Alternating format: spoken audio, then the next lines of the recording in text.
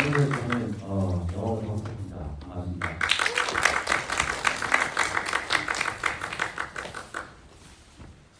오늘 행사 진행 순서 말씀드릴게요. 저희가 한 시간 정도 얘기할 것 같고요. 그리고 여기 QR코드 있으니까요. 이거 들어오셔가지고 궁금한 사항 있으면 질문해 주시면 저랑 번역관님 보고 얘기하면서 중간중간에 답변을 드리도록 하겠습니다. 그리고 나가실 때 여기 이거 노트북에 붙이는 이거 조닉 스티커랑요. 맥콜 음료 아시죠? 거기에 키아누 리브스 얼굴이 투명하게 프로모션된 제품이 있는데 그거 버리기 아까울 것 같아요. 키아누 리브스 팬이라면 그거 다 드시고 이렇게 집에다 잘 놔두시고 조닉을 계속 생각하시면 좋지 않을까 이런 생각을 해봅니다. 먼저 번역가님 영화 처음에 보신 소감이 어떠셨어요? 예, 저는 제가 2, 3, 4 이렇게 세 편을 번역했는데 조닉의 개인적인 편이기도 하고 이 작품이 저는 들어오기 되게 기다리고 있었어요. 처음부터 이게 며칠 사이에 인터넷에 터져가지고 조닉이 자막이 밖에 없어서 한석기만 좋아한다고 하셔가지고 웃기긴 한데 사실 조닉 2편, 3편이 자막이 진짜 없어요. 보통 영화가 평균 한 1,400개에서 1,600개 사이거든요. 3,000개짜리 넘는 영화들도 방송을 해봤지만 보통 그 정도예요. 근데 조닉은 한 500개, 600개 그래서 너무 감사한 거예요. 번역으로 가거든요. 그래서 어퍼도 들어올 때 어서 들어와라. 그래서 딱 받자마자 대본에 자막 계속 들어왔어요. 와 그랬는데 한 1,000개쯤 되는 거예요. 보통 영화보다는 적지만 그래도 좀 실망. 그러면서 영화를 봤는데 런타임 굉장히 길잖아요. 런타임 굉장히 긴데 진짜 미친 듯이 액션을 쏟잖아요. 저는 이거 흑백으로 봤거든요 처음에. 흑백으로 봤는데 요만한 화면 흑백으로 좀 하기도 안 좋은 걸로 봐요. 영화를 처음에. 그리고 그걸로 봤을 때 좋았는데 아이맥스에서 시사할 때 가서 봤어요.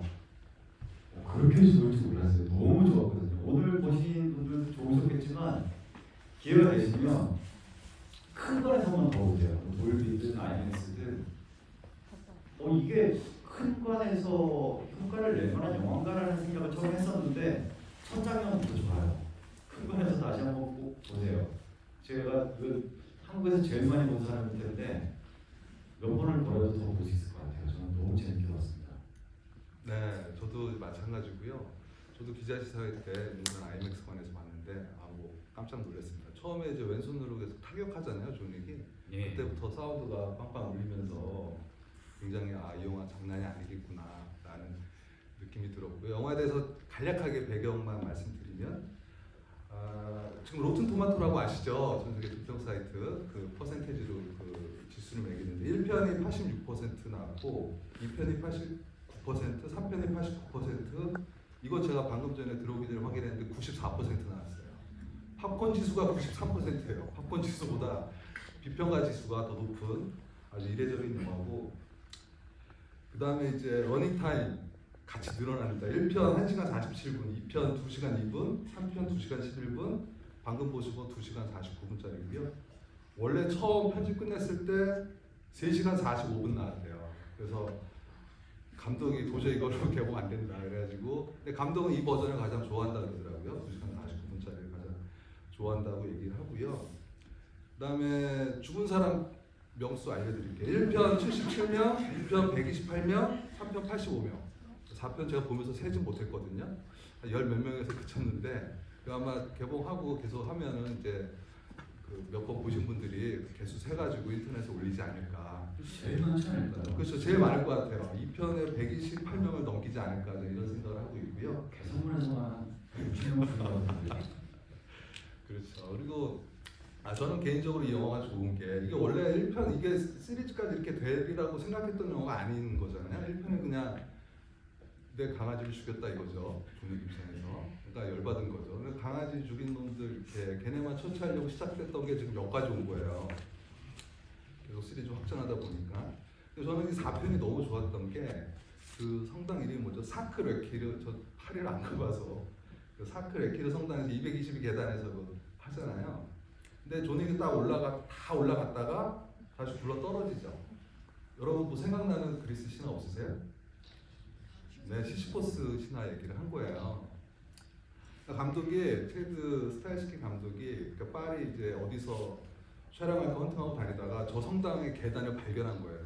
그래서 같이 스턴트 짜는 감독이랑 같이 저기서 존윅 떨어뜨리자. 그리고 견자단이랑 한번 붙게 하자. 그렇게 하면서 얘기했던 게 마치 시시포스가 바위를 굴려서 다시 떨어지는 그런 것처럼 그냥 만들겠다. 그렇게 하고 이제 시작을 했던 거고, 간단하게 시시포스 얘기하면 이제 그 헤르메스가 이복형 아폴론의 그 소를 훔쳐요. 이걸 또 제우스한테 일러바치고, 제우스가 어떤 그 아이기나라는 요정을 이제 납치하는데 아버지한테 일러바치고, 그러니까 미움을 받은 거죠. 그래서 하데스 신한테 데려가지고 얘 좀 어떻게 하라니까 거기서 또 꾀를 부려가지고 다시 또 지상으로 올라가서 요리조리 피해 다니고, 그러니까 열받은 거죠 신들이. 그래가지고 그 형벌을, 그 가장 무섭다는 형벌, 무수히 반복되는 이야기를 이제 하는 건데, 이게 이제 현대 와서 까미가, 여러분들 까미의 그 시시포스의 신화라는 책이 있잖아요. 거기서 이제 반항, 자유, 열정 세 가지 코드를 얘기하는데, 어떻게 보면 존윅이랑 좀 겹쳐요. 그러니까 이 세계에 반항하고 희망과 내일이 없는 조건에서 자유로워지고 주어진 모든 것을 소진하는 삶을 살아라라고 하는 게 까미의 얘기였는데, 존윅이랑 좀 겹치잖아요. 그러니까 최고 회의에 반항을 하고 결국은 자기가 자유를 얻기 위해서 이거를 하는 거잖아요. 그리고 마지막 남은 삶을 끝까지 소진하는 이야기라는 점에서 처음에 이제 개로 시작했던 영화가 마지막에 너무나 이야기를 근사하게 잘 만들어내지 않았나, 그런 생각을 좀 해봅니다. 시시푸스 신화가 이 체드 스타스키 감독 말로는 애초에 존윅이 처음부터 이 영화의 신화적인 테마가 시시푸스 신화였다고 해요. 나는 저 사람이 개고생하는 걸 보고 싶어. 어때요? 이 감독이 아주 유명한 스턴트맨 출신이에요. 아시겠지만 굉장히 유명한 스턴트맨이고, 첫 편 때는 혼자 연출한 게 아니고 첫 편은 데이비드 레이치라는 그 유명한 데이비드 레이치, 데드풀 2도 감독했고, 블랙플레이나 뭐 분노의 질주, 뭐죠? 홉스앤 존 무슨가요? 그것도 하고 굉장히 요새 핫하죠. 잘 나가는 감독인데 둘 다 굉장히 유명한 스턴트맨이에요. 스턴트맨 출신이라서 그런지 이런 뭐 격투 안무도 굉장히 좋고 스턴트맨들의 심리를 잘 알아요. 그래서 그런지 여기서도 애초에 그 생각이었다는 거예요. 존윅이 이 계단에서 부르는 모습을 보고 싶고, 애초에 원래 현장 답사를 갔을 때 그 계단에서 찍을 생각으로 간 게 아니었대요. 스타운트 코디네이터랑 갔다가 돌아오기 그 계단을 보고 이거야. 여기서 존윅을 던져보고 싶어라는 생각을 했대요. 던져도 된다고 생각을 하는 거죠. 그리고 거기서 깨로깨로 부르는 걸 상상하면서 집에 오는 길에 차에서 씬을 다 써버렸대요. 그게 머릿속에 바로 들어와서. 그래서 인터뷰를 보니까 그 씬을 얼마 만에 완성했냐, 그 찍을 때 얼마 만에 완성했냐 하니까 2 테이크 만에 찍었대요.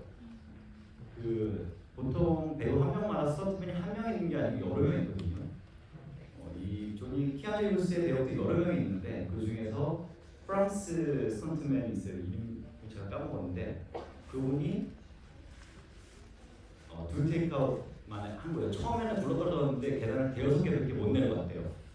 그리고 두 번째는 여러분들이 보시다시피 끝까지 내려가서 아프죠. 와, 저거 보고선 제가 다 아팠는데 그분들의 열정에 박수를 보내고 싶습니다. 키아누 리브스가 자기 대역들을 모아놓고 롤렉스를 하나씩 다 사줬다고. 네, 1,000몇만 원짜리예요. 근데 그럴만 하죠. 예전에 뭐였죠? 매트릭스였나요? 어떤 영화에서는 자기 대역들 그때도 7명인가 12명 있는데 12명한테 할리 데이비스는 하나씩 다 받았어요. 자기 그 스턴트 더블에 대한 애착이 좀 강한 사람 같아요. 원래. 네, 이거는 뭐 개인적인 미담 제조기죠. 그 미국에서 매트릭스로 벌어들인 돈의 대부분을 이제 암 센터에 기부도 하고, 본인이 스스로 개인적으로 계속 어린이들 암 환자 돕는 일을 하고 있고, 스턴트맨, 의상팀 이런 분들에게 스태프에 계속 선물을 하는 굉장히 미담 제조기로 유명한데 얼마 전에 외신에 나온 건데 이제 원래 대사가 약간 캐논 리브스가 좀 있었대요. 성당에서 예컨대 이제 어떻게 결투할지 단판 짓는 것도 그것도 이제 50%를 직접 다 잘라냈다고 하는데 그 부분에 대해서 좀 설명을 해주세요. 일단 키아누 리브스님에게 감사하고 뭐 다 잘라놔서 한 300개 정도 된다고 하는데 평소에 조니 무비에 비하면 더 많긴 많은 거죠. 뭐 많아봐야 사실은 뭐 예야 이렇게 한 100개 정도 나머지는 아든 띵스 이런 거밖에 없어서 저야 뭐 고맙긴 한데 아마 이 시리즈가 뭐 이어질지 아니면 여기서 끝날지는 모르겠지만 그것들은 뭐 소란물로 지금 말이 많더라고요. 어떻게 될지는 모르겠지만 앞으로 나온다고 하더라도 조닉의 대사는 아마 보선에서 놀지 않을까? 라는 생각을 해요. 그리고 키아누 리브스가 대사를 잘 치고 막 그런 연기를 잘하는 배우가 아니에요. 아시다시피. 그리고 헐리우드에서 가장 나이스한 남자라는 평은 있거든요. 방금 말씀하신 것처럼. 그런데 연기 잘한다는 평은 전혀 없어요. 맨날 연기 못한다고 놀림받는 배우 중에 하나거든요. 여기서도 사실 연기를 잘하진 않죠. 약간 어색한 것들이 있죠. 그런데 배우가 저는 요즘에는 그런 생각 맞아요. 배우의 역할은 연기를 하는 거잖아요. 연기가 그 사람의 역할인데 어쩌면 배우의 역할 중에 그 100%가 연기가 아닐 수도 있겠다라는 생각이 요즘 들어 조금씩 들어요. 뭐 가령 한국에서는 그 정우성 씨 같은 경우도 연기력에 있어서 말이 좀 나올 때도 있잖아요. 그런데 사실 그런 분들은 이 프레임 안에 들어만 있어도 존재감이 있어요. 뭐 단순히 잘생겼다라는 것 때문이 아니고 잘생기기도 하셨지만 그 프레임 안에 들어왔을 때 그 이미지와 바이브만으로 하는 역할이 있는 거거든요. 근데 키아누 리브스도 마찬가지인 것 같아요. 그런 바이브가 있고 거기서 하는 역할이 있고 그리고 지금은 자기 최전성기로 이런 무술까지 하는 거죠. 그래서 대사가 뭐 적든 어쩌든 사실 저는 큰 상관이 없을 것 같아요. 네, 그 액션에 정말 이게 90% 이상 직접 본인이 액션을 했다고 하고요. 예컨대 이제 차에 치고 날아가고 이런 거는 이제 스턴트가 하겠지만 본인이 이제 직접 싸우고 그 다음에 직접 맞부딪히는 건 본인이 직접 다 하는 거고 그 총 파지법 있잖아요. 이렇게 총을 이렇게 하고 쏘는 것도 저는 키아누 리브스가 만들어낸 건가 했더니 실제로 뭐 FBI나 이런 데서 쓰는 뭐 영어로 뭐 센터 엑시스 리록이라고 하는데 그런 것도 이제 다 현실에 근거해서 그런 거를 만든다고 하고 있고요. 근데 이 영화가 조닉 2015년에 조닉 1편을 개봉했는데 매트릭스 시리즈 끝나고 3편 끝나고 나서부터 조닉 그 키아누 리브스 영화가 잘 된 게 없어요. 딱 하나 잘 된 게 2005년에 그 콘스탄틴. 그거 빼놓고 2008년 뭐 지구가 멈추는 날 뭐 이런 것들 뭐 큰 영화들 다 망했어요. 죄다. 그러니까 조닉 그 키아누 리브스 입장에서도 이 영화가 자기 어떤 터닝 포인트 같은 영화, 자기 경력에 그래서 그런 점에서 굉장히 그 심지어 조닉 영화가 너무 유명해져가지고 얼마 전에 뭐 외신 보신 분들은 알겠지만 독일의 어느 회사에서 박테리아 죽이는 물질을 개발했는데 그 이름을 키아누 마이신이라고 지었어요. 그게 그 화학 물질이 그 곰팡이 죽이는 게 조닉이랑 비슷하다 그래가지고 키아누 리브스는 그 얘기 듣고 뭐라고 하냐면 내 이름 짓지 말고 그냥 조닉을 넣지. 그래서 조닉 마이신 이런 식으로 하는 게 더 좋지 않았을까라는 말할 정도로 이 영화 시리즈 자체는 작품 자체는 굉장히 성공한 영화가 아닌가 그런 생각이 들고요.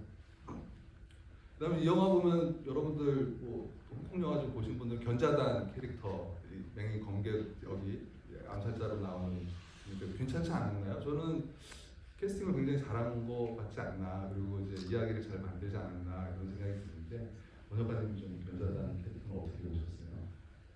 사실 동양권에서 견자단 배우만큼 격투를 할 줄 아는 배우가 거의 없죠. 거의 탑이라고 할 수 있을 정도인데 뭐 흔히들 많이 영문 이런 데서 봤던 그런 무술 말고도 현대 격투를 굉장히 잘하는 배우예요. 그냥 뭐 MMA 같은 무술도 잘하는 배우거든요. 그 영화 뭐였죠? 도화선이었나? 도화선 같은데. 견자단 배우를 좋아하시는 분들은 좀 현대물 같은 것들을 보면 어떻게 싸우는지 굉장히 재밌어요. 그래플링도 잘하고요. 뭐 일단 주먹 뻗는 것 같은 것들이 뭐 고전 무술처럼 하진 않아요. 애초에 무술적인 소양이 대단한 배우인데 여기서 무술 안무를 할 때 첫 씬에서 그 식당에서 국수 먹다 싸우는 씬이 있잖아요.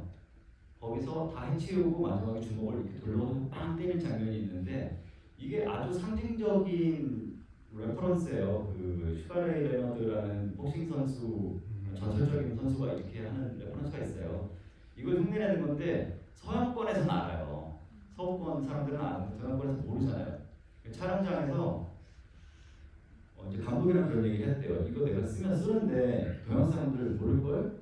그랬대요. 그러니까 그럼 어떡하지? 그러니까 이 견자단 배우가 그러면 내가 다 때린 다음에 이것도 하고 달려들어서 영문 펀치를 날리겠다. 보셨죠? 당당당당당당 때리는 거 있죠. 소름도 두두두 바뀌고 그걸 해보겠다. 그러면 괜찮네요. 한번 일단 해보고 찍어보고 판단하자. 그래서 찍었는데 달려서 둥둥둥둥둥 때렸는데 찍자마자 스태프들이 뒤에서 다 빵 터진 거예요. 너무 재밌어서. 그게 굉장히 인상적이잖아요. 영문 영화에서도 이 바닥에서 내리 찍는 펀치가 그 정도로 현장에서 좀 주도적인 역할을 했다고 해요. 원래 견자단 같은 배우들은 견자단, 뭐 성룡 이런 액션 배우들, 홍콩의 액션 배우들은 제가 견자단 배우 인터뷰에서 봤는데 홍콩 영화를 찍을 때는 그런 무술 영화도 현장에서 대부분 다 즉석에서 하는 경우가 많대요. 논의를 이렇게 막 몇 달씩 안무를 짜가지고 동선을 짜서 이런 거 없대요. 성룡이랑 한번 영화를 찍었는데 이런 식이래요. 현장에 딱 가서 형님 어떻게 할까요? 야, 너는 저기서 떠내리고 이렇게 부르다가 내려가고 이걸 여기서 때리면 죽여. 이러고 촬영을 들어간대요. 뭐 아무것도 없는 거예요. 뭐 없진 않겠죠. 하지만 보통 그렇게 하는 거예요. 그래서 헐리우드에서 이렇게 찍으면서 본인은 굉장히 재밌는 경험이었다라고 얘기를 하더라고요. 네, 또 레너드 얘기는 전혀 생각 못했는데 잘 들었고요. 일단 러프하게 그 감독은 그냥 맹인 어떤 암살자가 있다라고 시나리오를 이렇게 써놨는데 견자단이 그걸 보면서 자기가 만든 거죠. 만들었는데 어떻게 만들었냐면 여기는 이런 컨셉을 얘기했대요. 감독한테 이수룡이 주윤발을 만났을 때, 그 다음에 영웅본색이 첩별쌍을 만났을 때 자기는 이렇게 내 캐릭터를 만들겠다 이렇게 얘기를 하더라고요. 첩별쌍이라는 게 뭐예요? 그래도 주윤발이랑 이수연이랑 서로 범죄자고 경찰이잖아요. 근데 서로 적인데 서로 협력을 하게 되잖아요. 가장 유명한 교회에서 비둘기 날아다니면서 이제 총격전하는 거 여기서도 성당에서 하는 거고 그런 거를 이제 참고를 했을 것 같고 또 하나는 이번에 이제 국수 마시고 이제 싸우는 거 그것도 견자단 스스로 아이디어를 낸 거예요. 국수 마시고 신발끈 조여매죠. 뭐 이런 것도 본인이 만들어 갖고 와가지고 감독이 굉장히 좋아하더라고요. 자기는 거기까지 디테일하게 생각 못했는데 견자단이 이렇게 만들어 와서 좋았다 그러고 심지어 이분은 거기에도 열려 있어요. 이 케인이잖아요. 극중 이름이 케인 스피노프도 만들면 할 수 있겠다. 나는 맹인 버전의 존윅이다. 라는 얘기를 해서 이게 제가 봤을 때는 존윅의 스피노프는 안 나올 것 같아요. 그러니까 키아누 리브스의 젊은 시절의 스피노프는 나오기가 힘들 것 같은데 이따 뭐 저희가 존윅 유니버스 얘기하겠지만 발레리나랑 컨티넨탈이 나오긴 하는데 이 케인은 스피노프가 나와도 충분히 좀 재밌게 좀 얘기를 풀어나갈 수 있지 않을까 그런 생각을 좀 해봅니다. 케인은 또 자기 이름과 비슷하게 지팡이를 들고 나오는데 지팡이가 검이잖아요. 근데 일본 영화 좋아하시는 분들은 아시겠지만 자토이치를 많이 떠올리실 거예요. 맨인 검객. 맨인 검객에 맞게 싸우면서도 굉장히 독특하고 재밌는 건 한 손으로 검을 휘두르고 한 손으로 총을 쏜다는 거예요. 그리고 그 둘의 시너지를 계속 낸다는 거예요. 그게 굉장히 독특하고 재밌더라고요. 조니 영화에서 격투신을 좋아하시는 분들은 아까 기자님이 잠깐 말씀하셨던 그런 건프, 여기서는 건프라고 하거든요. 지금 헐리우드에서 그런 권총으로 하는 액션, 무술과 섞여 있는 액션은 크게 나눠서 건카타라는 거와 건프로 나눠요. 근데 건카타는 지금은 이제 그것도 벌써 시기가 많이 지나서 이퀄리브리엄도 오래됐죠. 그 영화도. 그렇죠. 이퀄리브리엄이라는 영화가 있는데 정말 멋있게 나오거든요. 권총 두 개를 잡고 싸우는 영화인데 거의 그거는 권총을 무기로 사용해요. 쏘지 않고 근접전에서는 그런 액션 그러니까 무술의 어떤 품새를 만든 권총 액션이라고 한다면 건프는 훨씬 실전적인 무술이거든요. 그러니까 그걸 뭐라고 하죠? 뭐 근접에서 막 바바박 해서 싸우는 아예 크라브마가 존 윅의 액션 베이스가 크라브마가와 그래플링이잖아요. 대부분이 여러분들은 막 구멍으로 때리고 발로 차고 이런 것들을 많이 보셨겠지만 저는 지금 4년차 취미 복서인데 제가 보면은 복싱식은 아니에요. 격투 이 스타일이 조금 이제 격기를 해본 사람 눈에 보이는 것들이 있거든요. 근데 존 윅은 복싱 스타일이 아니고 그래플링이나 뭐 크라브마가 그러니까 약간 그분 누구죠? 김동현 씨 있죠. 김동현 씨 같이 싸우는 스타일인 거예요. 주먹 펀치도 그렇고 엉겨서. 그런데 여기 나오는 그 추적자 있잖아요. 그 사람은 아주 전형적인 복싱 스탠스예요. 주먹 궤적도 그렇고 뭐발 보복부터 스텝부터 전부 완벽히 복싱이에요. 그리고 중간에 나온 스카웃 에킨스 그 뚱뚱한 예 아주 전설적인 스턴트맨이거든요. 근데 요새는 뚱뚱하게 나와도 저도 정말 아직 못 알아봤는데 그분은 베이스가 킥복싱이랑 태권도예요. 지금 이렇게 얘기하니까 약간 생각나시죠? 발을 막 쫙쫙 뻗어가지고 뚱뚱한 사람이니까 더 놀랍잖아요. 이런 식으로 액션이 너무 많으니까 그냥 다 비슷해 보이지만 자세히 보면 각기 다 특성이 있는 액션들을 섞어놔서 그냥 격투 팬들이 보기에도 굉장히 재밌어요. 이종 격투에서 다른 장르들이 보이는 것 같거든요. 네, 그 방금 전에 말씀하실 때 자토이치라고 일본에서 1962년도에 나와가지고 20몇 개 시리즈가 나왔다는 그게 자토이치가 있는데 처음에 이제 4편이 이게 어떻게 시작된 거냐면 그 3편 찍어놓고 일본이 개봉을 늦게 하잖아요, 한국보다.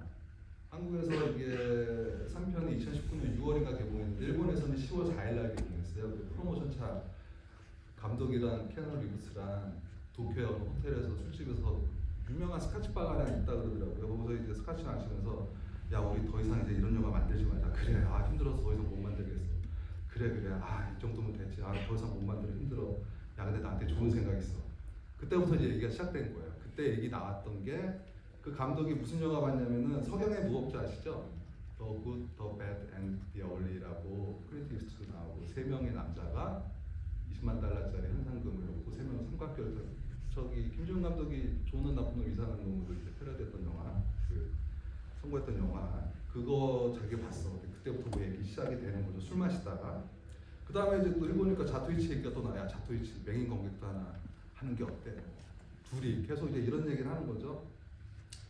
마침 또 데이비드 린 감독이 아라비아 로렌스를 봤는데요. 그 감독이 이 영화 시작하면은 그 로렌스 피시본이 딱 성냥 키면서 시작하잖아요.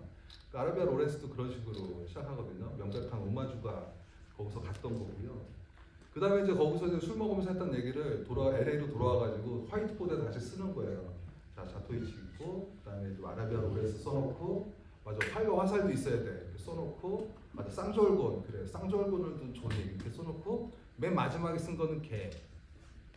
그래서 개 여기 또 나오잖아요. 그러니까 그런 식으로 이제 만든 거를 이제 확장시켜가지고, 쉐이 해튼이라는 그 젊은 각본가가 있어요. 그 친구한테 맡겨가지고 그 친구가 같이 이 스토리를 짜는데 그런 점에서 좀 이 영화에도 이따가 뭐 번역가님이랑 뭐 얘기하다가 나오겠지만 레퍼런스가 좀 많아요 이 영화에. 아까도 제가 뭐 촛불 싸움 얘기도 했지만 그런 점에서 영화 좀 많이 좀 보신 분들은 아 저 어디서 많이 봤는데 저에서 어디서 많이 눈에 띄는데 뭐 하여튼 뭐 그런 생각을 좀 하지 않을까. 여기 아무래도 지금 질문에 오마주한 영화들을 말씀하시는 분이 계세요. 그런데 지금 말씀하셨던 부분들이 영화를 좋아하시는 분들은 대부분 다 거의 확인할 수 있는 장면이고 방금 기자님이 말씀하신 아라비아 로렌스의 장면도 똑같거든요. 이 영화의 첫 장면처럼 초가 꺼지면서 사막이 팍 펼쳐져요. 그게 전형적인 아라비아 로렌스의 씬인데 이 영화가 사실은 판타지 영화잖아요. 이 영화는요 판타지 영화예요, 여러분. 판타지가 아닌 이상 이럴 수가 없어요. 그러니까 자꾸 개연성 그런 얘기 하지 마세요. 뭐 구멍이 좀 숭숭 떨려 있는 부분도 있죠. 없진 않아요. 장점을 완전히 극대화한 영화거든요. 단점이 있는데 단점 쳐다보진 않아요. 누가 지적을 하면 그래 이 단점 구멍 좀 메꾸고 밸런스를 맞춰서 이렇게 가자 이게 아니고 단점도 있는데 장점을 이렇게 부각시켜서 단점이 보이지 않게 그렇게 하는 아주 직진하는 영화라고 해야 할까요? 장점을 갈고 닦으면 달인의 경지까지 간다라는 걸 보여주는 영화 같아요. 그래서 첫 장면에서도 사실 지하에서 주먹을 쾅쾅 단련하고 있는 건 단련할 수 있어.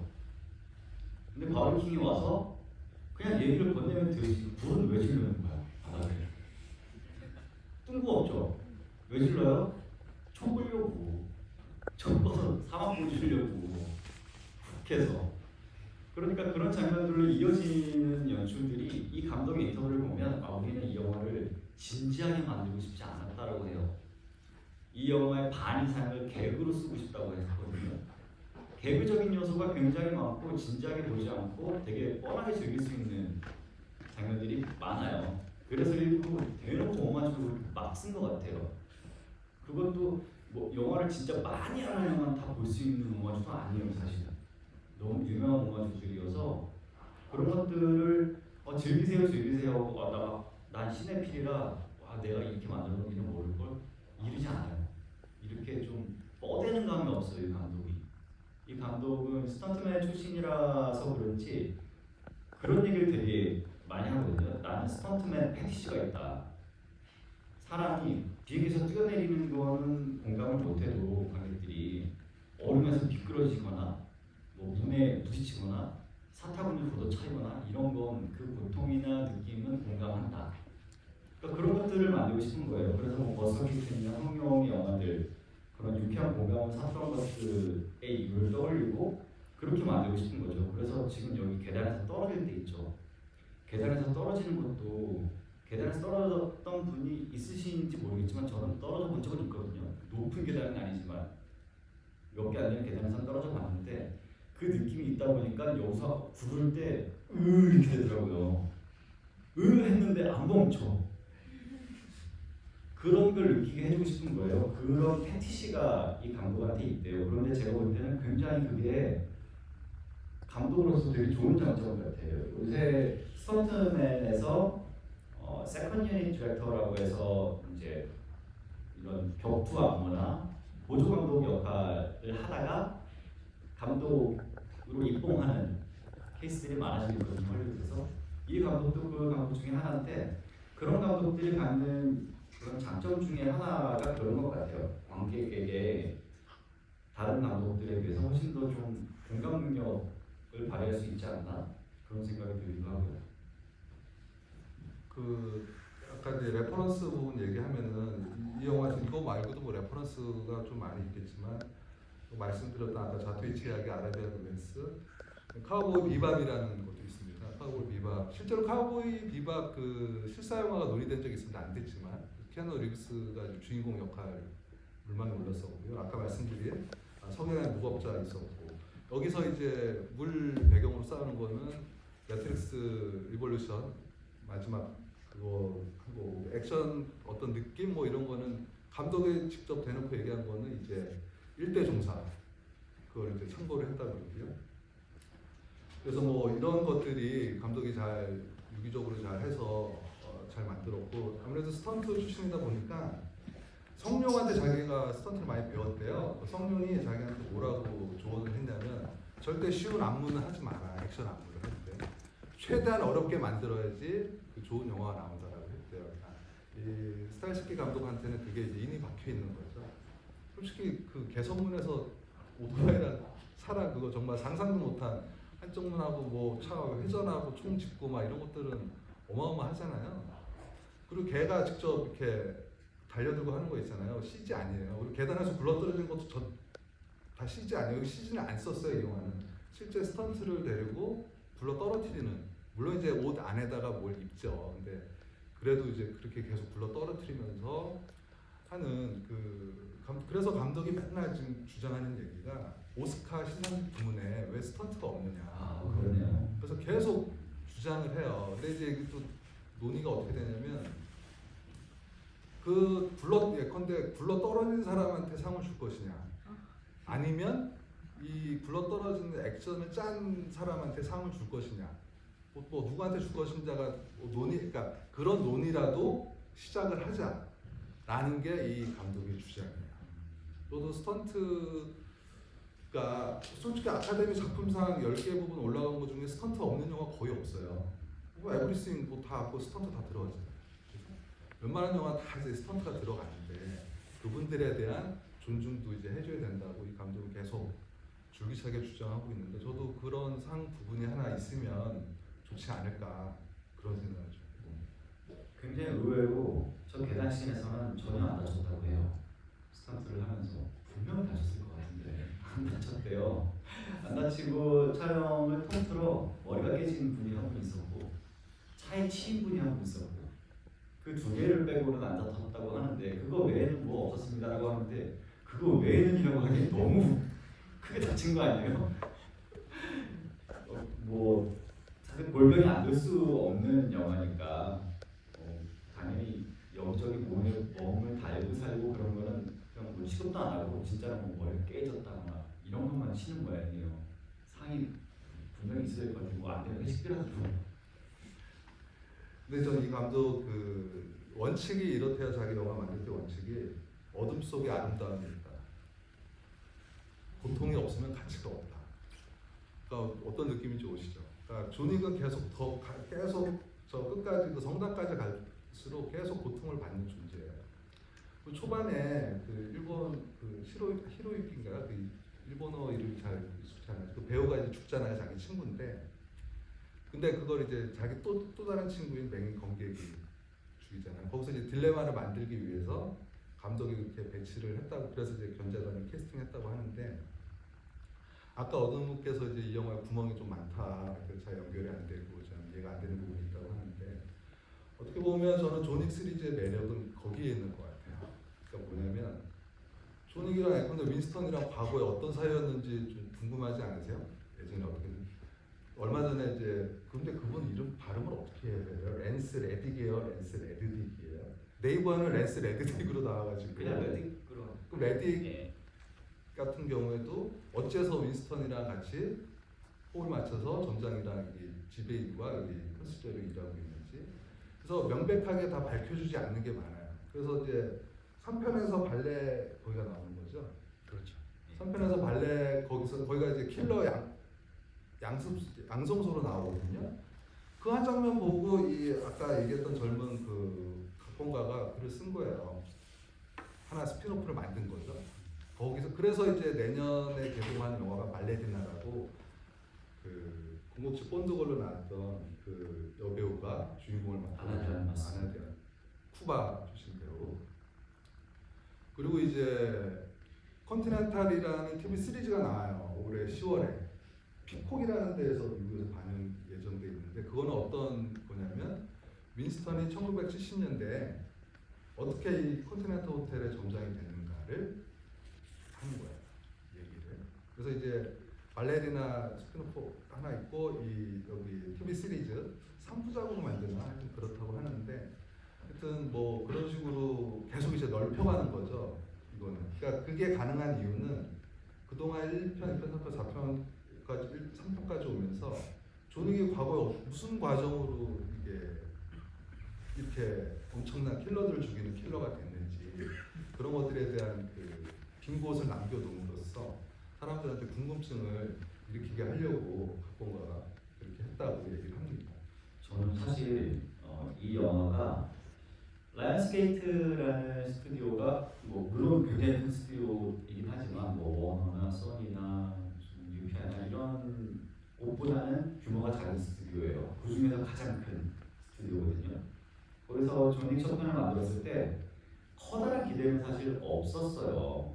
커다란 기대는 없었고 뭐 아주 화끈한 복수국 정도로 끝나는 거였고 그리고 딱 그 정도 기대만큼 첫 주에 별로 반응이 없어서 영화가 그냥 망하나 했어요. 북미에서도. 그런데 갑자기 붐을 타고 올라와서 부활해가지고 막 엄청나게 흥행을 해버렸거든요. 그 뒤로 막 존윅이 밈이 되고 이러기 시작하면서부터 2부터 9부터 여기까지 올라온 거예요. 그러다 보니까 애초에 거대한 뭐 유니버스를 생각하고 만든 영화도 아니고 뭐 하다 보니까 기자님 말씀대로 이 각본에 구멍이 둥둥둥 있어요. 왜 저렇게 됐는지에 대한 설명을 안 해. 왜냐하면 중요하지 않거든요. 조닉이 한 명을 죽이는 게 중요해 지금. 그게 중요하지 않아요.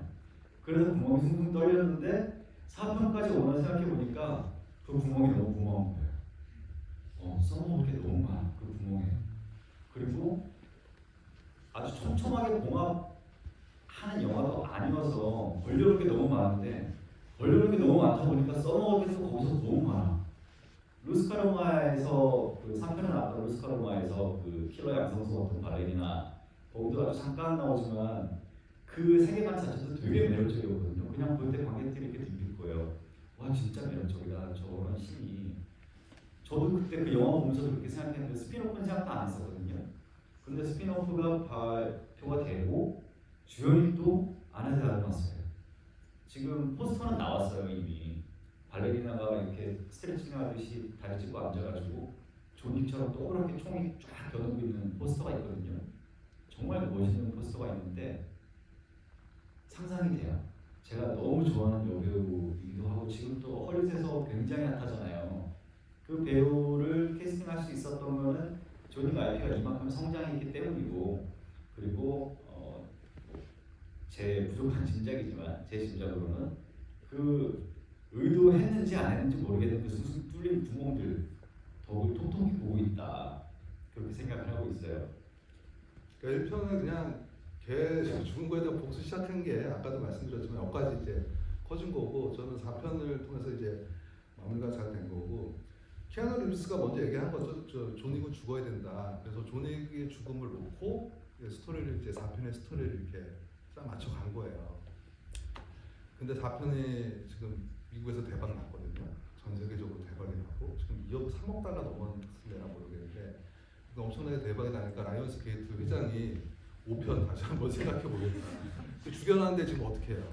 그래서 감독도 아마 뭐 저런 식의 뭐 다시 살아나는 건 이제 그 무덤 찾아가고 한 거는 위장이고 어디 가서 좀 또 지하에 내려가서 살려놓고 뭐 이렇게 시작하지 않겠어요? 5편이 만약에 제작이 된다면 저는 제작을 해야 될 것 같은 게 돈을 벌어야 되잖아요. 라이언스 게이트가 영화사가 돈을 벌어야 되니까 그렇게 뭐 해야 되지 않을까 싶기도 하고요. 되게 재밌는 게 3편으로서 이제 조닉의 대략적인 마무리가 됐습니다. 그래서 키아누 리브스와 테드 감독이 인터뷰를 하고 마무리를 막 이루고 있는데 결국 1주 차에 이게 난리가 나니까 바로 회장이 5편도 논의를 한번 해보겠습니다 이러는 거예요. 근데 누가 봐도 뭐 그 어떻게 이어질지는 생각이 되잖아요. 방금 기자님 말씀하신 것처럼. 그래서 진짜 그렇게 뻔하게 갈지 아니면 진짜 여기서 마무리할지는 모르겠어요. 혹은 만약에 내년에 당장 잡혀있는 발레리나 영화에 쿠키에서 조닉의 복귀 같은 게 뜬다거나 하면 또 엄청나겠죠. 그런 반응들도. 그렇죠. 그 이제 발레리나의 타임라인은 3편과 4편 사이예요. 그래서 이제 그 시기를 이제 다룬다고 하는데 전 뭐 개인적으로는 4편에서 깔끔하게 끝내는 게 좋지 않을까. 그 어차피 조닉이 죽어야 된다고 얘기했던 키아누 리브스였고 그런 것도 있고 또 하나는 그러니까 저는 그 1편부터 4편 사이에 있는 인물들을 그 조닉과 어떤 관계를 맺었던 인물들의 각각의 어떤 케이도 그렇지만 그런 스피노프들로 뻗어나가는 것도 좀 괜찮지 않을까. 그러니까 아까 얘기했던 중간에 비어있는 구멍들을 다 짜맞춰가면서 더 이제 좀 수평적으로도 펼쳐놓을 수 있는 게 좋지 않을까 이런 생각을 하고요. 번역가님에서 번역하실 때 그 좀 인상적인 문구, 여기서 인상적인 문구가 몇 개 나오는데 인상적인 대사 그런 거는 뭐 기억에 남는 대사 어떤 게 있을까요? 사실 조닉 시리즈는 인상적인 대사들이 많지 않아요. 이게 굉장히 인상적인데 그것도 있잖아요. 3편에 그 건즈 얼랏 건즈인가? 네, 그거는 이제 오마주 대사니까 그렇긴 한데 사실 인상적인 대사가 그렇게 많지는 않아요. 이 작품 특성상. 그래서 조닉이 대부분 대사도 다 짧게 하고 근데 또 강렬하게 발음하고 발언하려고 노력을 하거든요, 배우가. 그래서 제가 느꼈을 때도 저 캐릭터성이 바로 딱 찍혀있는 자막에 저 사람 말투같이 좀 보였으면 좋겠다라는 게 더 고민스러워요. 어떻게 하면 더 멋있고 정확하게 전달하고 그것보다 그게 더 고민스럽거든요. 이런 영화는. 그래서 되게 괴로워요. 얘야 해도 괴로워요. 사실 저가 이름으로 해, 그래도 해, 뭘 해. 이런 것부터도 괴로워요. 근데 첫 장면에서 그 사막에서 추격전을 하고 장로한테 막 잔소리를 듣잖아요. 넌 네가 죽을 곳은 뭐 어쩌고 저쩌고 잔소리를 죽여요. 먼 길 왔지만 미안하지만 먼 길 와서 미안하지만 헛걸음했다. 그러니까 무릎 꿇고 있다가 갑자기 일어나면서 왜난 really 막 쏘거든요. 근데 자막은 그렇게 나오거든요. 글쎄 딱히 빵 이렇게 써요. 근데 not really를 딱히로 쓰기까지도 고민 진짜 많이 하는 자막이에요. 이게 사실은 지금은 영문이 들리고 자막이 나오니까 나도 저거 나오면 그냥 딱히로 쓸걸? 이렇게 생각하시겠지만 그런 짧은 두 글자 강렬한 장면의 두 글자 이런 것들이 제일 보기 힘들어요. not really를 딱히로 번역하는 건 생각보다 어려워요. 여러분. 오히려 멋있는 말 막 중간에 나온 뭐 살려고 하면 죽을 것이고 죽으려고 하면 살 것이고 왜 이순신 장군 말씀이 나왔는지 모르겠지만 뭐 문장 그대로예요. 제가 의역한 것도 아니에요. 그런 것들은 오히려 문장 그대로 써서 어미만 좀 강렬하게 바꾸는 데서 어렵지 않아요. 오히려 앞에 나온 그런 나부의 이름이 훨씬 어렵고. 노바디 같은 경우에도 쇼타이를 자기 노바디라고 와 미친 줄 알았어요. 그러니까 노바디도 다양하게 해석할 수 있는 그 뜻을 그래서 그건 어떻게 해? 아니 제가 처음에 이걸 받았을 때 얘 이름이 뭐야? 이름이 별명처럼 이름이 nobody 고유명사로 만약에 nobody예요. 그럼 자막으로 nobody 쓰면 돼요. 어쩔 수 없이 고유명사라고 치면 그 이름이. 근데 저 같은 경우는 트래커래요. 추적자로 왔어요. 그리고 실제 이름이 안 나왔어요. 그리고 끝까지 그냥 트래커래요. 이름이 안 나오고 근데 얘는 어디 가든지 설명할 때마다 너 누가 너 이름 뭐야? nobody. 그럼 저쪽에서도 미스터 nobody 이렇게 불러요. 근데 이게 너 누가 그래서 제가 nobody 이렇게 말을 하면 아무도 아니야. 이건 되게 이상하고요. 한국말로는 원래 딱 떨어지는 게 있어요. 아무개. 그런데 너 누가? 저는 아무개입니다. 이렇게 할 수는 없잖아요. 그렇죠? 그러니까 영어에서 nobody가 어떤 뉘앙스냐면 그냥 흔해 빠진 사람, 길에 채인 사람을 말할 때 nobody라고 해요. 그러니까 계속 저는 풀어 써야 되는 거예요. 발음으로는 nobody 이렇게 안 나오는데 계속 별거 아닌 사람, 아무것도 아닌 사람, 무슨 사람 이렇게 계속 풀어 써야 되는 거예요. 처음부터 끝까지. 차라리 그냥 고유명사를 이름이 nobody로 쓰면 얼마나 편해요.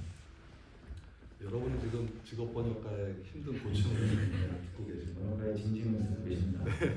아니 근데 그 이런 거 하실 때마다 굉장히 집에서 이렇게 공부 같은 걸 튀기면서 계속 생각한대요. 뭐가 좋을까 계속 이 리듬 맞춰가면서 저랑 집이 지금 몇 번째거든 많이 했거든요.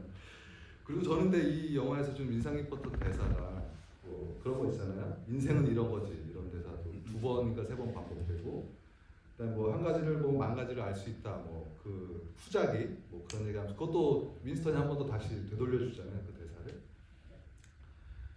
그다음에 이제 저는 대사 중에 가장 그 인상 깊었던 대사는 이거예요. 존윅이라는 사람을 죽이는 게 아니라 존윅이라는 관념을 죽이는 거다라는 게 굉장히 인상적이에요. 일단 최고위원회가 이제 최고의 권력 기관이잖아요. 근데 지금 존윅 혼자서 맞짱 뜨고 지금 격파해 가고 있잖아요. 그러니까 이 존윅이라는 관념, 그러니까 우리한테 대들면 안 된다라는 거를 이제 얘기를 해줘요. 그러니까 모든 킬러들의 세계 이제 알려줘야 되는 거잖아요. 그래서 그 사람 죽이는 게 문제가 아니라 더 근본적으로 그런 대들지 말라는 그런 관념을 죽이는 게 중요하다는 말이 영화에서 좀 하고 싶었던 말이 아닌가 그런 생각이 들어서 좀 그 대사가 좀 인상적이었습니다. 그거 물어보신 분이 계시네요. 마지막 묘비씬에서 윈스턴이 이제 존윅의 비석을 이렇게 만지면서 Farewell my son 이러고 가잖아요. 처음에 제가 되게 헷갈렸던 게 son이라는 표현이 사실은 아들이라는 표현 말고도 그냥 젊은 청년한테 다정하게 부를 때 son이라고 한단 말이에요. 근데 처음에는 어떤 의미로 이렇게 하는 거지? 라고 생각을 했다가 잘 보니까 그냥 그런 의미로 son을 할 때는 만약에 뭐 내 아들은 아니에요. 내 아들은 아닌데 그냥 애정의 표시로 젊은이한테 son이라고 부르면 앞에 my를 붙이지 않아요. 그러니까 만약에 뭐 잘 있어라 하면 farewell son이에요. 그런데 farewell my son이라고 하는 거는 내 아들처럼 생각한다는 거예요. 그러니까 저는 거기서 고민을 해요. 아, 내 아들아라고 쓰고는 싶은데 이것도 모르는 사람들은 욕하지 않을까? 그런 생각이 자막을 쓸 때 늘 드는 편이에요. 여러분 한글로 신문 미음 받침이에요. 신문하다 할 때 신문과 니은 받침 신문의 차이를 아시나요? 이건 거의 비슷한 뜻인데 차이가 있어요. 그리고 여러분들의 대부분 영화에서 보면 야제 신문에 제 네가 신문에 뭐 검사가 그렇게 말할 때 쓰는 건 신문을 써야 해요. 그게 맞아요. 제가 자막에 신문하다 이렇게 쓰잖아요. 뒤에 한 30개쯤 와요. 틀렸다고 번호관님 못하셨어요. 뭐 몰라요. 막 이러면서 그런 식으로 많이 와요. 그러면 아유 그냥 처음부터 그냥 미움으로 써버려. 이런 생각이 든단 말이에요. 그러니까 이 자막도 마지막에 나는 아들아를 쓰고 싶은데 좀 뭐라고 하지 않을까? 그냥 뒤에 다 빼버리고 잘 가라만 쓰면 뭐라고 안 하지 않을까? 이런 생각, 얄팍한 생각도 들고 그러거든요. 근데 누가 만약에 그런 걸 따지고 들면 주변에서 야 이거 써 그냥 애칭으로 부르는 건데 왜 아들아라고 썼어? 황석기보다 이상하네 이렇게 말하면 제 설명을 그대로 좀 전해주세요. 그럴 경우에는 my를 쓰지 않아요. 그렇죠. 그리고 또 이 질문도 있습니다. 러빙 허스밴드를 여러 의미로 해석할 수 있는데 가정 하나를 선택하시는 이유가 궁금해요라고. 네. 이거 질문이 좀 궁금한 게 그러면 러빙을 어떤 뜻이라고 생각하셨는지 좀 궁금한데 한국에서 러빙 뭐 러빙 펄슨 뭐 러빙이 앞에 붙었을 때 보통 어떻게 해석하냐면 사랑스러운이라고 해석하거든요. 틀려요. 그렇게 번역하시면 사랑스러운이라는 뜻이 아니에요. 러빙 펄슨은 사랑이 많은 사람을 말하는 거예요. 다정하고 정이 많고 이런 사람을 말하는 거지 사랑스러운 러블리라고 쓰시게 돼요. 나는 러빙 펄슨이야 그럼 사랑을 많이 줄 줄 아는 사람이지 나는 사랑스러운 사람이 이게 아니에요. 여기서도 러빙 허스밴드는 내 아내를 사랑하는 정이 많은 다정한 다정다감한 남편 그런 뜻이에요.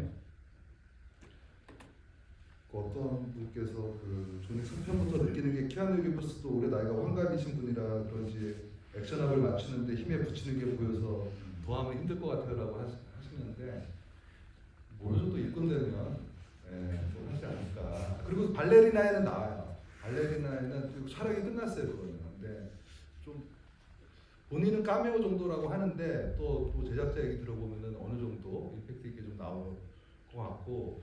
근데 이분은 뭐 건강 관리도 잘 하셔가지고 뭐 계속 또 오래 하지 않을까 싶기도 하고. 조닉 영화의 액션을 싫어하시는 분들은 그런 얘기를 많이 하세요. 좀 편집을 봐봐 끊어서 제이슨 본처럼 막 이런 것도 보여주고 현란하게 그래야 되는데 너무 굴뜬 거 아니야.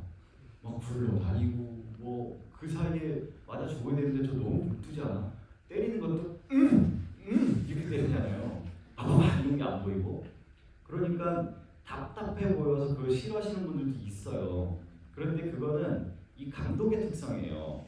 이 감독이 그걸 실제로 다 보여주는 걸 좋아해요.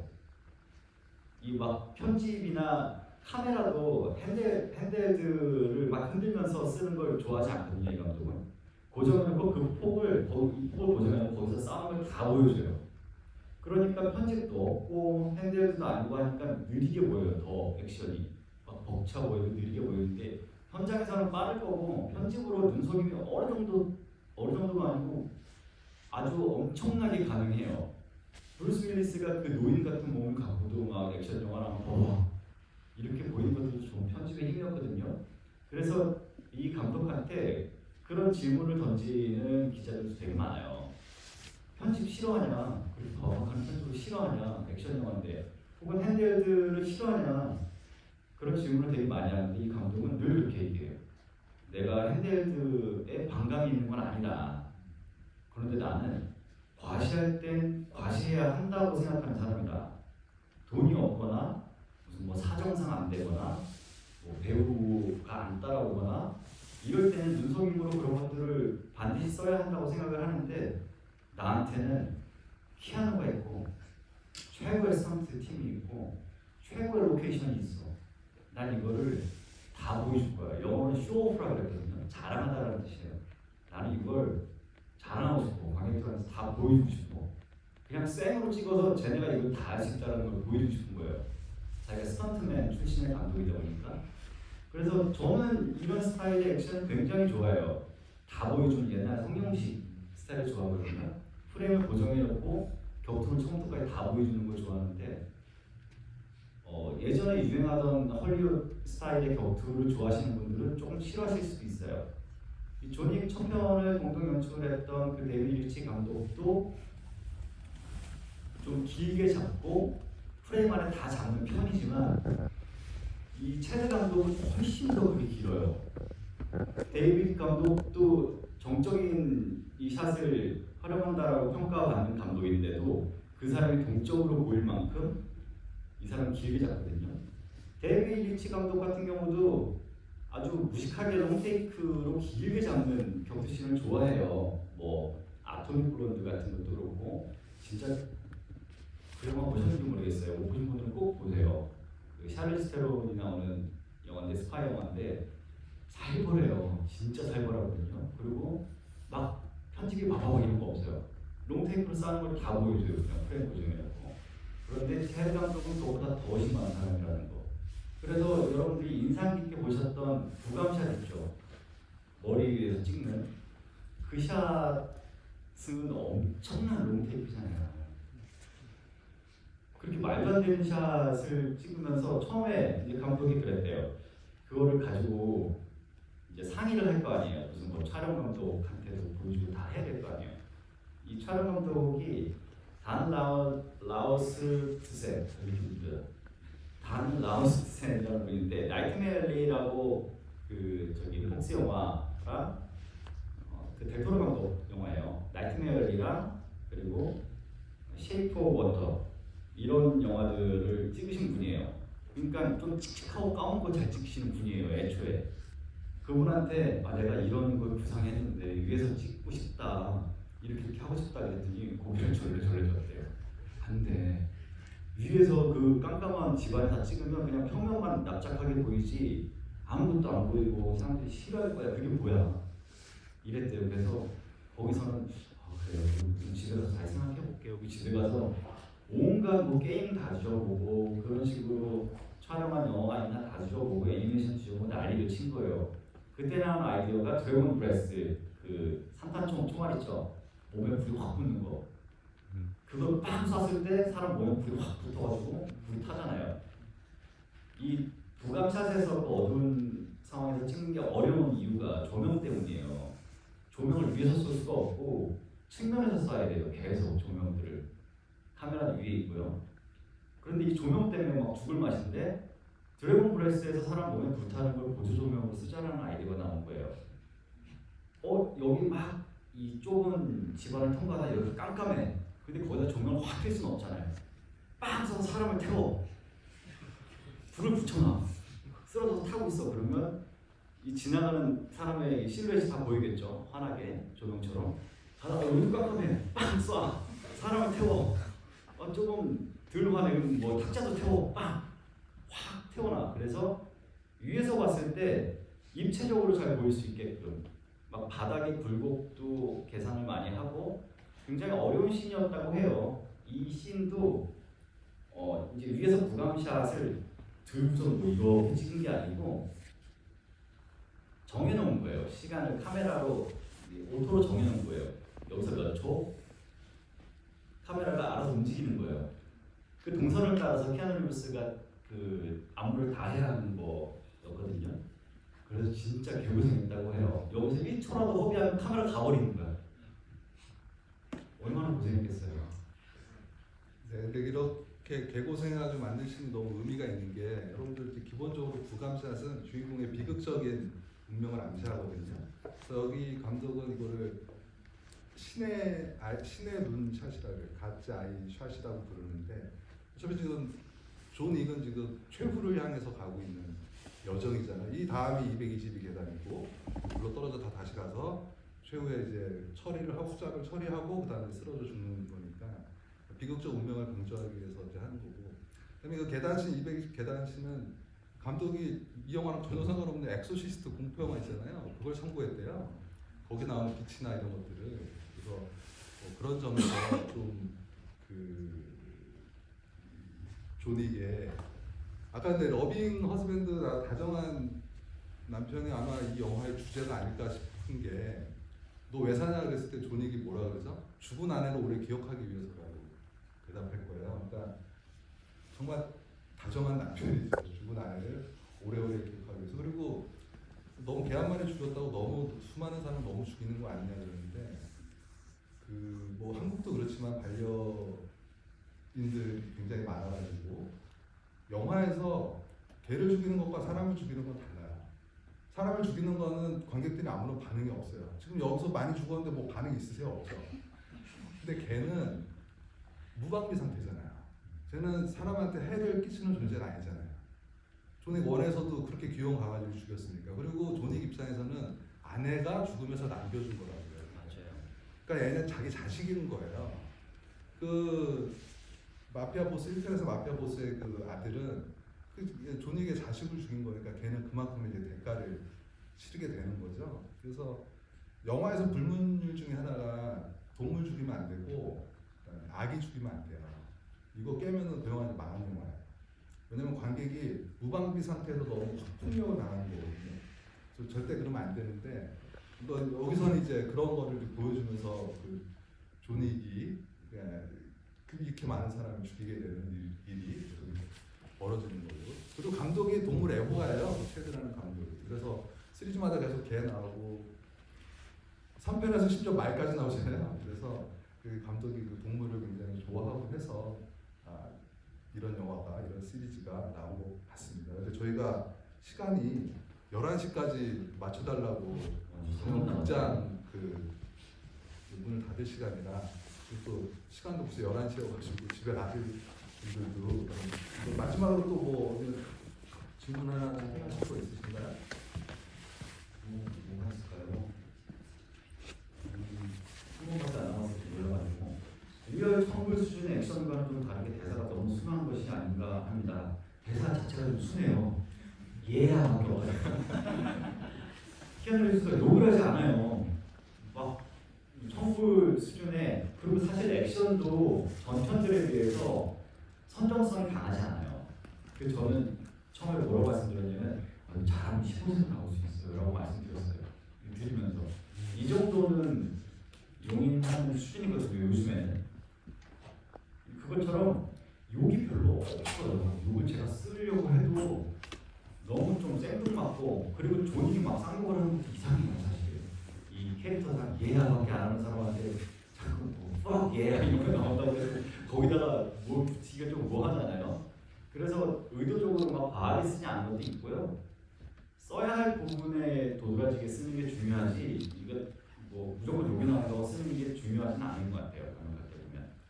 존윅은 욕이 중요한 게 아니라 그냥 총 쏘고 되니까. 그렇죠. 네. 조금이라도 시간을 아껴야 되니까. 네, 저희가 그 1시간 동안 얘기했는데 좀 뭐 재밌으셨는지 모르겠습니다. 그 마지막으로 변호사님께서 끝인사 하고 저희는 마무리하는 걸로 하겠습니다. 예, 늦은 시간까지 와주셔서 너무 감사하고요. 이 작품은 뭐 존윅을 위한 진짜 키아누 리브스가 전면에 있는 영화지만 저는 이 감독을 굉장히 좋아해요. 이 감독이 스턴트맨 출신이라고 했잖아요. 원래 키아누 리브스의 스턴트맨이었어요. 매트릭스 때. 예, 매트릭스 때 키아누 리브스의 스턴트맨이었고 그 할리 데이비슨을 받은 사람 중에 하나예요. 그때 스턴트맨으로 같이 하던 사람이 감독이 돼가지고 자기 주연의 키아누 리브스를 쓰고 있다는 게 굉장히 상징적이죠. 심지어 아내도 스턴트맨이에요. 블랙 위도우의 스턴트맨입니다. 스칼렛 요한슨의 스턴트맨이에요.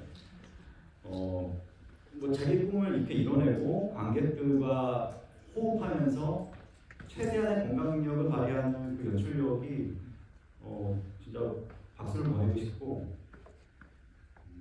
무슨 말을 하려다 여기까지 왔죠? 아무튼 이 감독의 영화를 앞으로도 기대할 수 있게끔 하는 너무 좋은 결과가 나와서 기분이 좋고, 5가 나올지 안 나올지 모르겠어요. 근데 마음 같아서는 나오면 좋겠는데 또 장르가 500 정도 돼서 나오면 좋겠지만 어떻게 될지 모르겠지만 이 영화 많이 사랑해 주시고 제가 말씀드린 것처럼 정말 돌비 시네마나 아이맥스에서 한 번 더 보실 가치가 있어요. 제가 영업하는 게 아니고 저도 가서 다시 볼 거예요. 돌비에 가서 한번 보고 싶어서 꼭 다시 한번 친구분들이랑 가서 같이 봐주시고 좋은 소문 많이 부탁드리겠습니다. 늦은 시간까지 11시인데 너무 감사드립니다. 네, 고맙습니다. 저희는 다음 기회에 또 좋은 영화로 뵙도록 하겠습니다. 고맙습니다. 조심히 들어가세요.